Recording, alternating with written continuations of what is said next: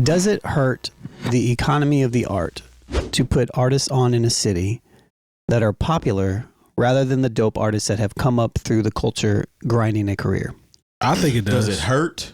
Hurt not necessarily the economy, but the economy of the art in itself. My thing here's why I say it does. Because and just real quick, I'm kind of correlating this to Kendrick a little bit, but it's not a one of one. This is just something that came to my mind with this, based upon this and last week's conversation. 100%. But that's a conversation that we can have as it relates to responsibility on the artist who is quote unquote doing the putting on, right? Right. So if you know in your heart that there are artists in your city that are elite talents, but you choose to select those that have, we'll call it the buzz. Right. That's a choice that you have to make and live with. But for me, that reflects the city when you put those people on, because people are going to say, oh, that's what's popping there. That's what they sound like. So do you really care about how your city is perceived? That's the question, because who you pick determines how people are going to look at where you come from. You see what I'm saying? No, so for sure. You have to be cognizant of who you select and give those lobs to. Yeah. Because do you want people to come back and be like, yeah, that's where old girl came from or dude came from. He trash. I wonder if the rest of them sound like that. Yeah. I'm just being honest. Like, I think there is a level of responsibility that comes with that when you are blessed to be in that position. I mean, like, to bring the Chronic back up, not that GNX and the Chronic are, comparable. When Dre brought Snoop, Rage, Daz, Corrupt, it was like he set up the West Coast for the next 4 or 5 years just based off of those people's unknowns that he picked. DOC. Yeah, I mean, and DOC was already the man as far as a writer. You know what I'm saying? And so like that was what his contribution was. And so like I just think Kendrick did not set up the West Coast for, and I could be wrong, but like based on what I heard, he didn't set up the West Coast for the next 4 or 5 years based on these people who were on his album. I think because they're already there. I kind of feel like set up for the rest of the country. Like were the rest of the country. Like I was like, what's the next thing I'm gonna hear from Rage? I can't wait for a Dog Pound album. You know what I'm saying? Like that was the thing we talked. I remember we would talk in nauseum. Because of course now mind you, information didn't run as fast without the internet, but I just remember we would want any nugget we could get out of the source or rap sheet or whatever about whatever was happening on death row. Oh, this album's coming. Oh, there's a freestyle over here. And that's the thing too, though. We wanted anything we could get from what came out of off the Chronic. Those artists were signed to death row, so they had an obligation in order to put them to the forefront in order to try to set them up for the future, because at the end of the day, that's part of the machine that they were building. What Kendrick is doing here, I don't see him signing these artists to PG Lang. I feel like it was literally just a lob for the city as a whole. I don't know personally who's buzzing in LA or California. I don't either. I don't think we know that. They might be the ones that are buzzing. Yes, it's very possible. They might. You know what I'm saying? So I can't really speak from knowing who he's supposed to put on. Now I can say who I think he should have had on his album for sure. For who I know, I think he should have had Larry June on there. He should have had a couple TDE artists on there. Could throw Thurs on there. That'd be nice. Stuff throw like Dom that. Kennedy on there. Yeah, he could have did that. But I feel like there's a newer batch of artists too, and I feel like that's what he was trying to do. I think he was just because these artists that we're talking about, again, the West Coast has a following to where a lot of times they don't need the outside world to contribute to that.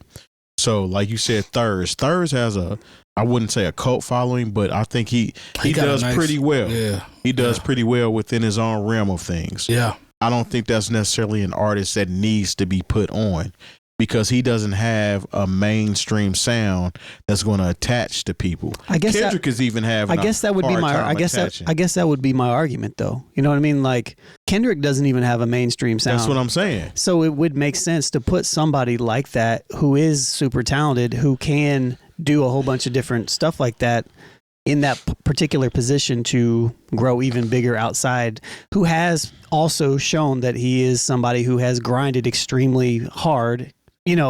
He's literally followed the same model that Kendrick talks about, when he talks about, even in the interview, which we didn't watch, but he's like, it makes it, essentially he was saying it makes it feel so much better knowing all of the work that I went through to get to the point that I'm at, right? Mm-hmm. And when I look at, and again, I'm not trying to compare artists here, but when you do, for example, Thurs, like we're talking about, when you think about Thurs, like you think all about the You and I, all the stuff that he's done solo-wise, his Party in My Living Room stuff, all the features, all the stuff that he's done. Definitely put the work in. He's like the quintessential person who's grinded extremely hard. And when I look at his career, I'm like, I feel like he should be so much higher up as far as known is concerned in that manner, even though I'm sure he's fine. And I think he doesn't really put out any bad music. Yeah. So to me, and don't get me wrong, he was just working on like Dre's album, that just dropped recently, the Dre and Snoop joint. So, and he had Snoop on his last album. So it's like, I'm not trying to like diminish him in the sense of like, right, he's not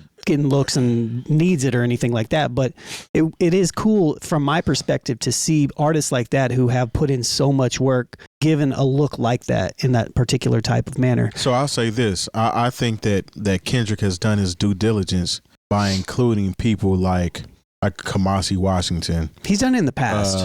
Absolutely. Terrace Martin, who's like executive produced things of his. Yep. Who else? I mean, Rhapsody Anna Wise. Yep. So yeah, I mean the list goes on and on and on for sure. So right. I think he handles his business as far as that's concerned. This is more like, so like say like I more so look at this as a responsibility for an artist that gets on somewhere where nobody else is on. I feel like this particular artist, when we talk about, I'm gonna put the city on. This is a little bit different from a Kendrick perspective. This is different from a Kendrick. I feel like somebody like that, they actually hold more fire to the flame, so to speak, in order to present to you what we have to offer. Yeah.